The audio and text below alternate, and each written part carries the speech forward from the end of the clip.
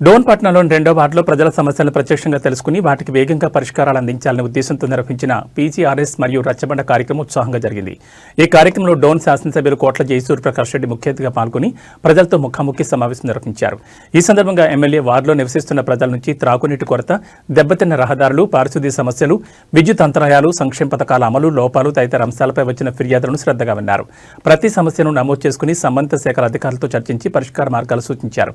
ప్రజలు తెలియజేసిన సమస్యలను వెంటనే అధికారుల దృష్టికి తీసుకెళ్లి నిర్దిష్ట కాలపరిమితిలో పరిష్కరించేలా చర్యలు తీసుకుంటామని ఎమ్మెల్యే కోట్ల జయసూర్య ప్రకాష్ రెడ్డి హామీ ఇచ్చారు. ప్రభుత్వం ప్రజల సంక్షేమ ప్రధాన లక్ష్యంగా పనిచేస్తోందని, పట్టణంలోని ప్రతి వార్డును సమానంగా అభివృద్ధి చేయడమే తమ ధ్యేయమని తెలిపారు.